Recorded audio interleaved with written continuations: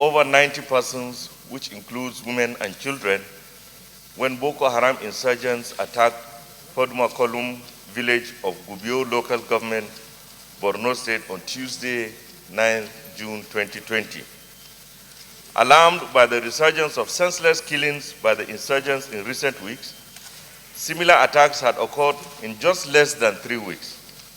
1. 17 people killed in Gajiagana, Magimeri Local Government on 17th May 2020. 2. 33 people killed in Nganzai Local Government on 22nd May 2020. These attacks have rendered so many homeless and also left over 50 persons critically wounded and are receiving medical attention. Mr. President, distinguished colleagues, these attacks are becoming very worrisome in view of the fact that the Nigerian Armed Forces recently started recording successes in the fight against insurgency. Further alarmed that these attacks, which have led to the massacre of hundreds of people, also includes other heinous acts such as cattle rustling, kidnapping and adoption, and forceful displacement of people from their ancestral communities. Senate is also concerned that with the coming of the rains and farming season, the land is terribly insecure and with marauding insurgents at bay.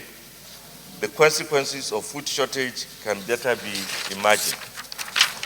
Mr. President, distinguished colleagues, we have been grieving and crying for far too long.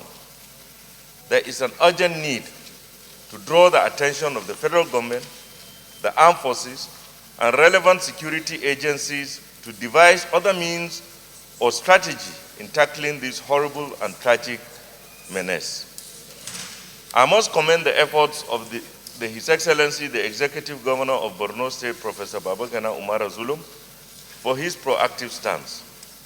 Upon hearing the tragic news on Tuesday night, the governor left Maiduguri at 6 a.m. to visit the scene of the attack.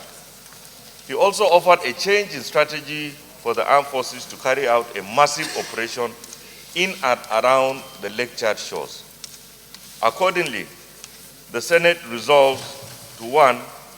Urge the federal government to direct as a matter of urgency the Nigerian Armed Forces and relevant security agencies to beef up personnel and equipment deployment to critical areas, especially in and around the Lake Chad shores, in order to flush out the insurgents.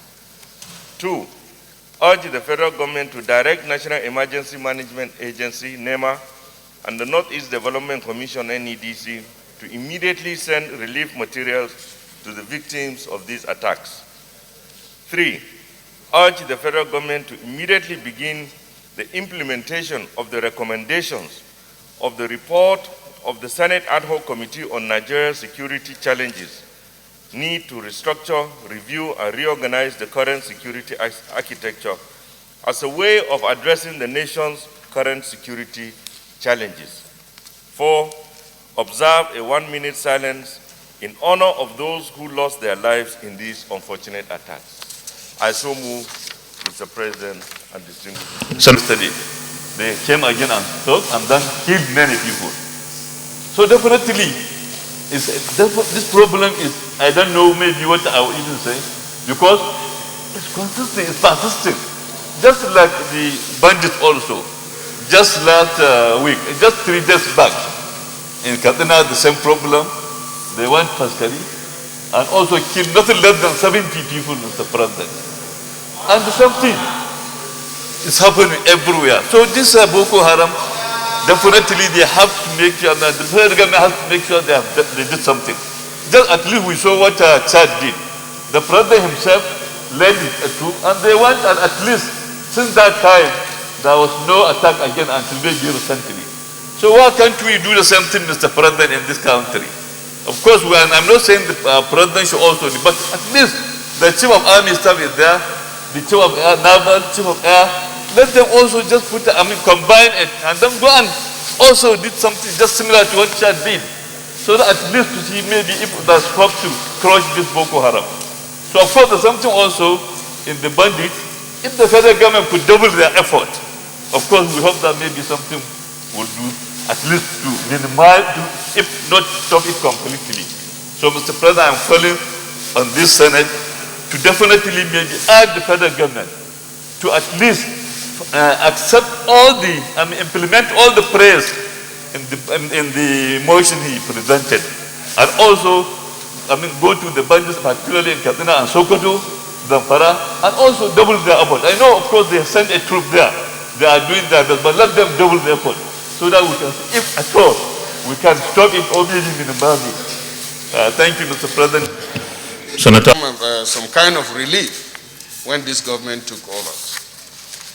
But it is not over until it is completely over. Mr. President, when you are the Senate leader in the 8th Senate, we took this seriously. We did a public hearing. You wrote a report. This year, we still did the same thing. Wrote the report, invited everybody. When this unfortunate event happened, I was wondering what to do or what to say. I was expecting this motion, but because I did not see Abu Kyari, distinguished Senator Abu Kyari, I was wondering what we are going to do again. Mr. President, fortunately you happen to come from the Northeast, but the problem is now not restricted to the Northeast. We have the Boko Haram in the Northeast. We have the banditry case, which is re-insurging every time and increasing. We have issues of banditry, herdsman conflict in the North Central and other security challenges. I think what I would suggest in the prayers is, Mr. President, you have to take a step further. It's not just this motion, because motion is kind of advise our resolution. I think you need to see the President and in fact talk one-on-one on these issues, because this war or this challenge of security is doable. We can do it. These bandits are somewhere in the north. The north is not like the forest in the south. Boko Haram, yes, in the Lake Chad fringes, you have, it's an open place. You can see the bandits there. In Gubio that they attack, if you go there, it's a desert. And as the report came, they were there for 6 hours. So, Mr. President, please go take a step further, and I will amend the prayers, if allowed by my colleagues, so that you sit down with Mr. President and know what they want, so that we can have a timeline, give the security agencies what they need, and let us get this, because it is getting to a very embarrassing level. If you look at when they say they killed Boko Haram, if you look at those people that were killed, you get disappointed. With slippers, they have no boots, and even their AK-47 are those I believe they have retrieved from our armed forces when they raided in 2011. It's not that they are getting supplies elsewhere, and they have 3 black spots. One in the Lake Chad fringes, 2 the Mandara Mountains, which is in my local government, and we know their strength. They always come down to steal and harass people, or at least announce their presence. And then in Sambisa, even in that Sambisa, it's not like it's a big or large something that it cannot be addressed. So, Mr. President, please take this personal, meet Mr. President, and sit down with the security chiefs and let's get this business done, because we cannot continue counting numbers and coming here to condemn, observe 1-minute challenge, and then it ends there. I want to thank the colleagues. Discussing over and over and over again, what is required of us is to persist until we find the necessary solution. In around 2005 or so, there was a group called Taliban. They appeared in Yobe East, in Senator Ibrahim Gaidam's senatorial district, around Yunusari area, northern part of Yobe. And that Taliban, I think, was somehow dealt with.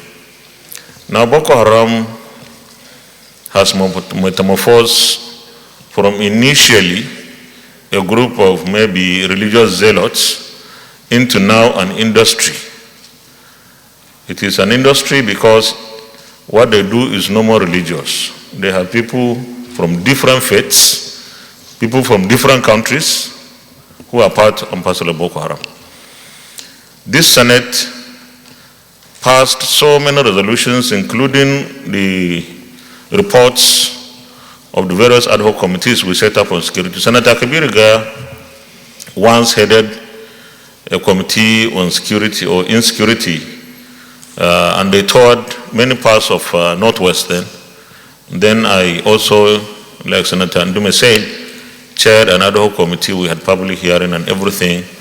All the service chiefs were invited, but the problem persists. I don't want to say meeting the president is something that we have to reveal if we do, but of course it is natural that issues like this will be of interest to us to discuss with Mr. President, and we have been doing that. But what is necessary is for us to persist. Our armed forces have their challenges, and therefore we continue to look at those challenges and try to address them. Where, however, anybody is found wanting, our stand should be that people should occupy offices based on their performance. There is no point if somebody is not registering successes for such person to continue to be there. But that is if you give that person the necessary tools to fight. So we should give them the necessary tools, and then we hold them accountable. We will do that in addition to, of course, meeting with Mr. President, and it's not going to be only Senate President. I will make sure that I have my colleague, my counterpart in the House of Representatives, because this is a national question. I can discuss with Mr. President alone, but I want the National Assembly to come hard on this. So we'll try to do that. With this, I will put the question on the various prayers in the motion. Accordingly, the Senate resolves to urge the federal government to direct, as a matter of urgency, the Nigerian Armed Forces and relevant security agencies to beef up personnel and equipment deployment to critical areas, especially in and around the Lake Chad shores, in order to flush out the insurgents. Those in favor of this prayer, say aye. Those against, say nay. The ayes have it. Prayer 2, urge the federal government to direct the National Emergency Management Agency, NEMA, and the Northeast Development Commission, NEDC, to immediately send relief materials to the victims of this attack. Those in favor of this prayer, say aye. Those against, say nay. The ayes have it. Prayer 3, urge the federal government to immediately begin the implementation of the recommendations of the report of the Senate Ad Hoc Committee on Nigeria's security challenges, need to restructure, review, and reorganize the current security architecture as a way of addressing the nation's current security challenges. Those in favor of prayer 3, say aye. Those against, say nay. The ayes have it. And prayer 4, observe a 1 minute silence in honor of those who lost their lives in these unfortunate attacks. Those in, Senator Ndume. Which you even amended. We have gotten to a stage where the prayer, fifth prayer is saying that we should observe a 1 minute silence, but we also agreed that you and your counterpart our counterpart in the House will see Mr. President to further discuss this, and it should be reflected in the prayers. That should observe a 1 minute silence in honor of those who lost their lives in these unfortunate attacks. Those in favor of this prayer, say aye. Those against, say nay. The ayes have it. Additional prayer.